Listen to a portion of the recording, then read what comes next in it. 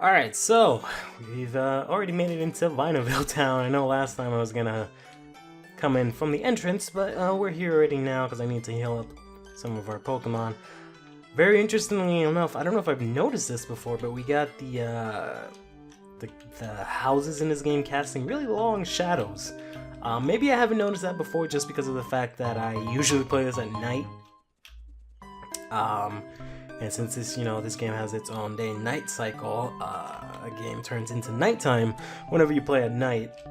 That's possibly why I haven't noticed this. It also might just be a feature of this town. I'm not entirely sure which one of the two it may be. To be honest, I didn't really notice it until I passed by this church-looking thing, and I was like, that's a big-ass fucking shadow. And then I'm walking over here, and I was like, oh, stuff has shadows. But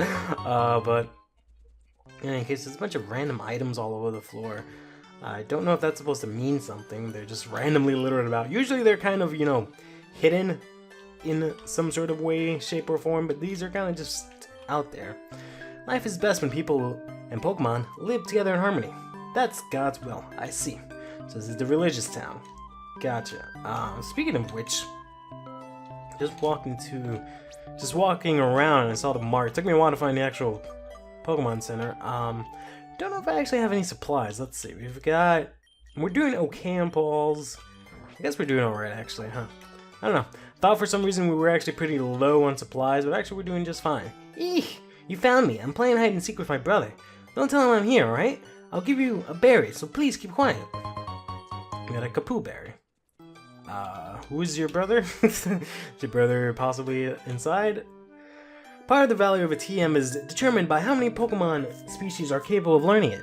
TMs like Return, Double Team, Hidden Power, Toxic, Protect, and Attract can be learned by a great many Pokemon.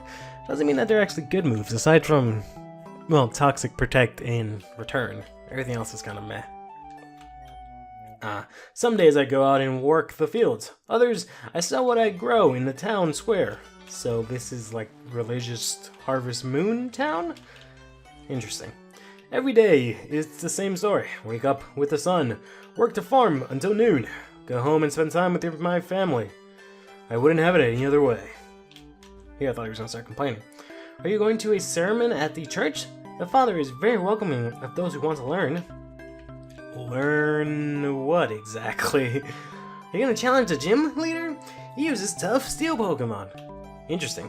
Considering that this is such a farm-based town and there's, a church, it's pretty interesting that the gym leader is actually a steel type. Would have expected something more natural, like a grass type or field type or something like that, but he's actually steel, so that's pretty interesting. I wonder if there's some story behind that.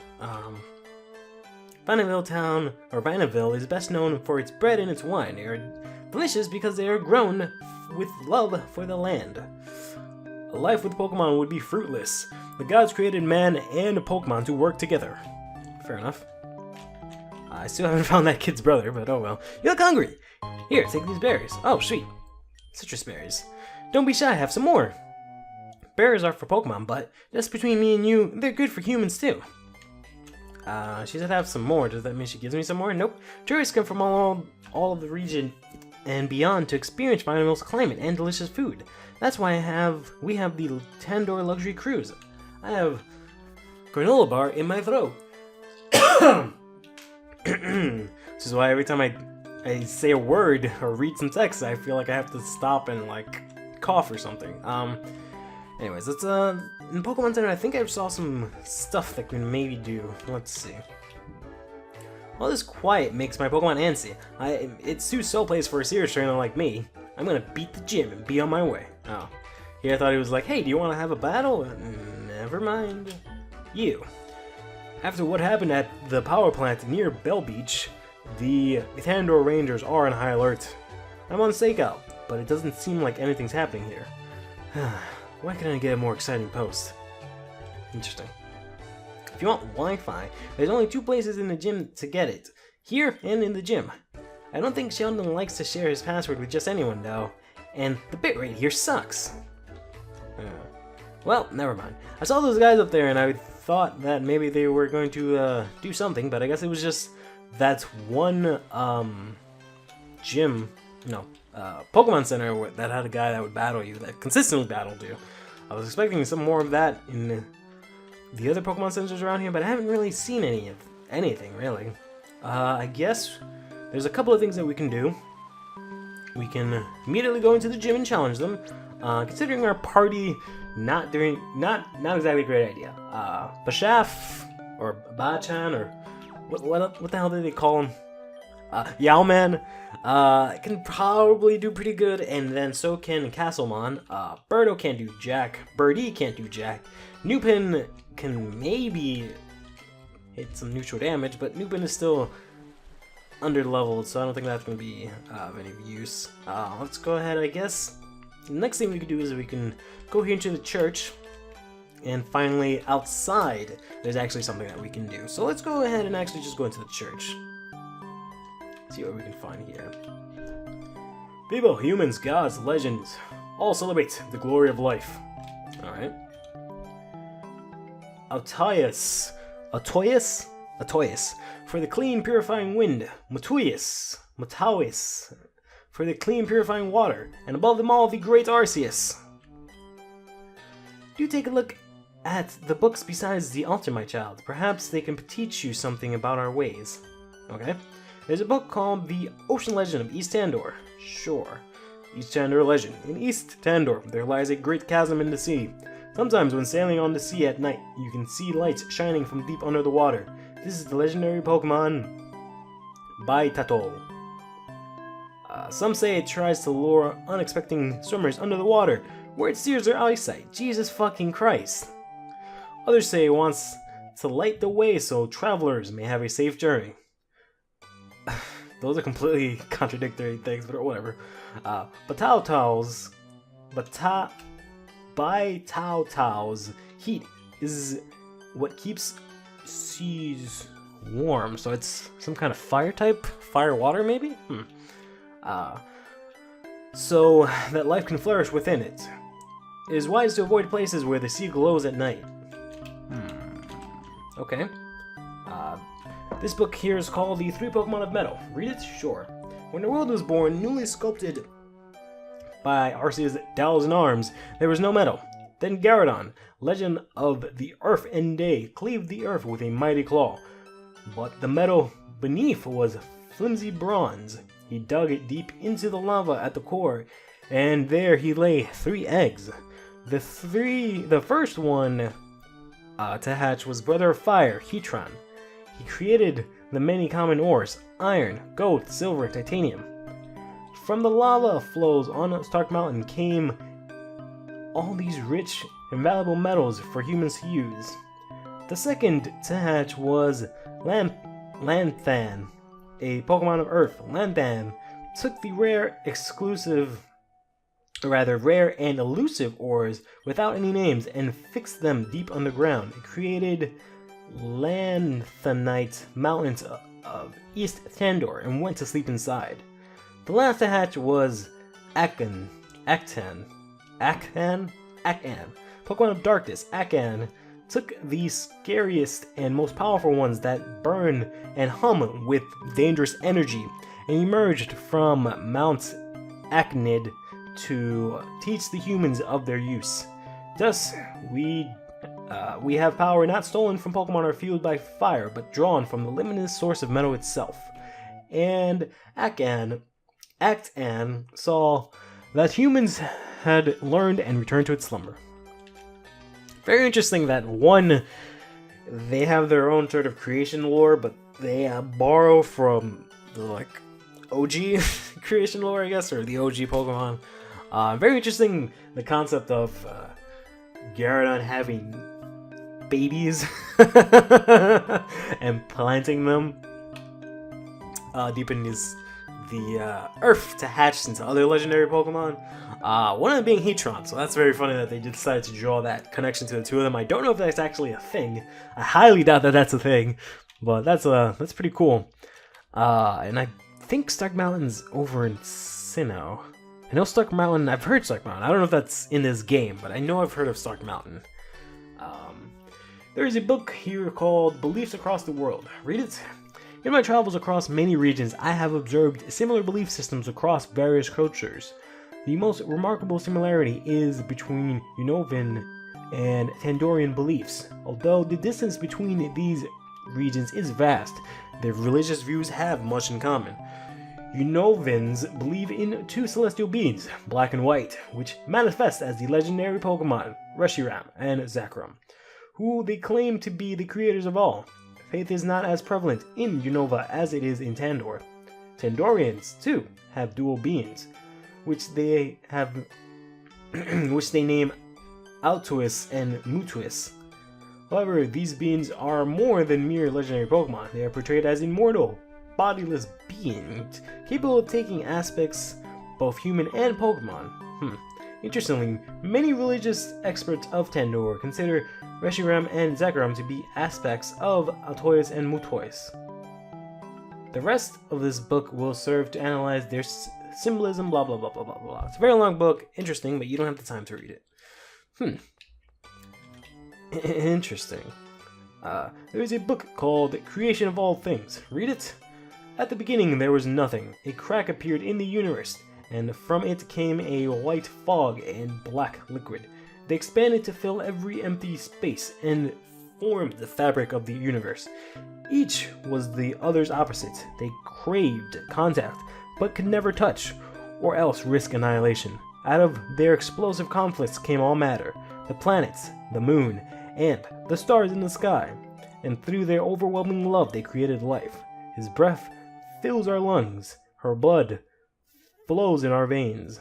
By their vast powers, our world was born.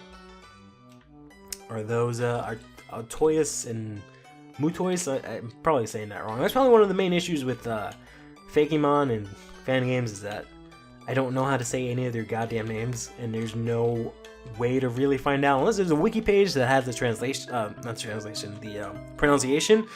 Otherwise, I can't, like, you know, go watch the anime or go talk to someone about it. 'Cause it's not like there's any real way of knowing. Oh, young child, I see that spark in your eye. You're curious, no? Faith is not off-expressed element of Tandorian life. Nevertheless, why did I say needless? Nevertheless, most Tandorians worship in their own ways. Shall I tell you about the legends of Tandor? I guess we'll just go deep into creation lore in this episode. Very well. We Tandorians do not believe in a single deity, such as the 1,000-armed creator of Shinnok. Rather, we believe that the universe began with nothing. From that nothing came two other beings, white and black, positive and negative, past and future, wind and water, fire and lightning, push and pull. Across the world they are called many things. Here in Tandor, our names for them are Altois and Mutois. They take many aspects, some human, other Pokemon. Together they raised Pokemon of Metal, Lanthan and Acthan, and onto humans of Tandor they gave 5 orders. 1. Make no violence unto thy enemies, and they will make no violence unto you. 2. Harm not the Pokemon of Tandor, and they will not harm you. 3. Cultivate the land to rich yield. 4. Desire is the path to ruin. 5. Bring knowledge to those that seek it. So, they have commanded, so we shall live by it. The bond between humankind and Altois and Mutois is like that between Pokemon and trainers. Like Pokemon, we listen, we obey, we protect. Thank you for listening to my story, my child. Here's something to reward your patience. Oh, sweet. It's dope. Rare candy. Alright. Was expecting something more to happen. Usually when you involve churches and religion and Pokemon, things don't go too great. Or usually when you just involve that in games in general. I think we've pretty much done everything in this town that I can really ascertain. I guess we'll just have to exit and go see go do the third thing that I was referring to. So I can go take on the gym leader, or I can go down here somewhere. Gosh darn it. Oh shit, it's a mischievous. Wow. That's pretty cool actually. Let's see if I can actually catch that. I don't think I've caught a Pokemon for like 100 episodes, so let's see if we can actually catch this thing. You guys say that's what I mean. Looks like we can't run away anyways. Let's go ahead. The thing with an air cutter should be at just the right range, so we can go ahead and throw in a Great Ball here. Should actually see if we can get some more Ultra Balls. That's gonna be a big problem. That's it. No. Gosh darn it. All right. I don't really have any status moves that I can think of. I can't even switch even if I want to, so we're just gonna have to throw an Ultra Ball accidentally. Okay. Whoopsie daisy. There goes our last Ultra Ball, and it was wasted. Oh man. The catch rates into the game are pretty... Wow, okay, thanks. Pretty funky, because I remember I was trying to catch that, what's it called? Nuclear Gyarados, and I couldn't catch anything. I just wasted all my Pokeballs. And then now this Mischievous, I feel like it took a little bit too long, but in any case, we got Mischievous, discreet Pokemon. And Mischievous frightens people with a creepy sobbing cry. It apparently uses its red spears to absorb the fear of its foes as nutrition. That's terrifying. Yes, we're gonna name it. Whoops. Oh man, it's a boy. Okay, so we'll call it James. I was gonna name it Jasmine after my girlfriend because that's her favorite Pokemon. Nope, not one. How do I confirm? There we go. Probably heard the doorbell just now, but Bug Pokemon are the most diverse type. They've got the biggest move pool. The biggest move pool? What the hell is this guy talking about? I mean, maybe in this game, because there's like, they have this set of Pokemon which are like Bug and Fire and Bug and Water and all this other stuff. There's a Bug Electric type too, I think. Sure, maybe in this game they have a big move pool, but in general, Bug types don't really have a lot. Which is funny because in Sun and Moon, they kind of threw Bug types a bit of a bone, because one, they buffed the hell out of Leech Life. It used to do 20 damage, and they they multiplied by 4. By 4? Is that right? Yeah, by 4, and now it does 80 damage, which is crazy, because you can do a lot of damage and heal yourself with it. On top of that, they also released a lot of strong Bug types. So, you know, they got Pheromosa and Buzzwole, or whatever the hell it's called, from the Ultra Beast. So those guys are obviously pretty strong because they're pretty much legendaries. We can't go down there just yet. And then aside from that, they also had I don't know if you really count it, but they also released some other Bug types that are kind of strong, like Golisopod. And they got First Impression, which is a really strong Bug move. But yeah, they helped out Bug types quite a bit this generation. I feel like every generation they focus on types, on a specific type a little bit. You know, first generation was just first generation, but the main focus was on Psychic types because they were extremely powerful. So in order to combat that, they brought in the Dark type, and they also introduced the Steel type. Don't know really why they introduced Steel types. I know there was some sort of balancing, but I don't know to what extent and to why. Why can't I? That was weird. Oh, there's an item there, that's why. There's actually nothing else here. I'm pretty lost.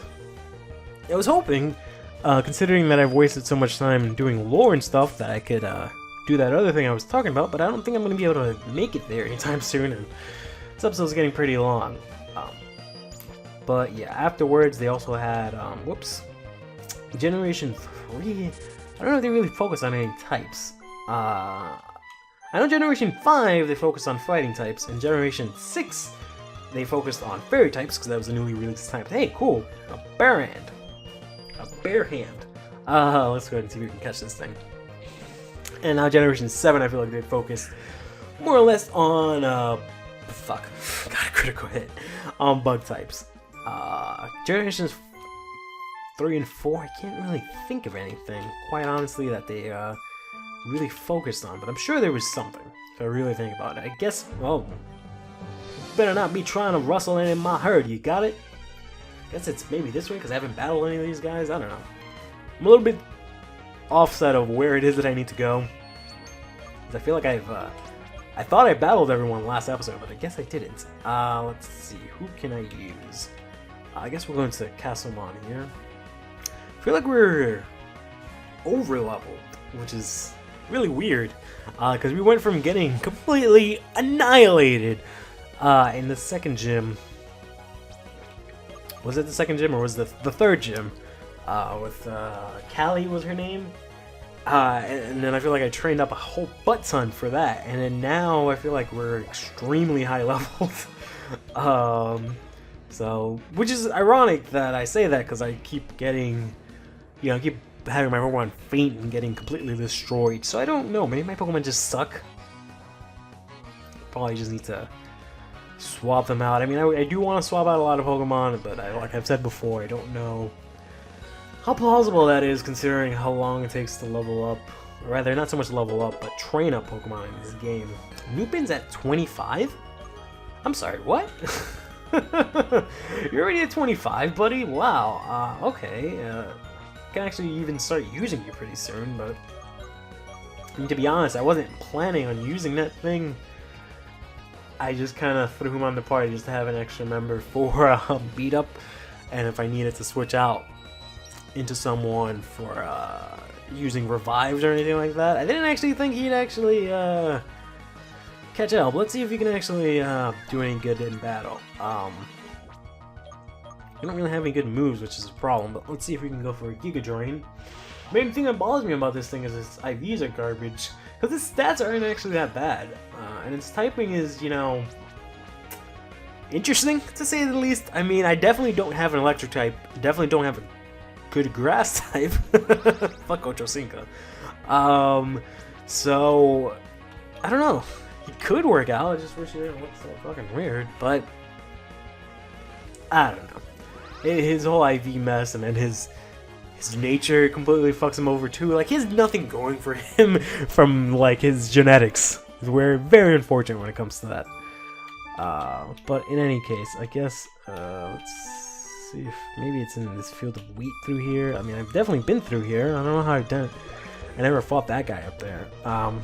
Well, whatever. What I'll do is I'll just figure it out next time. Stay fresh.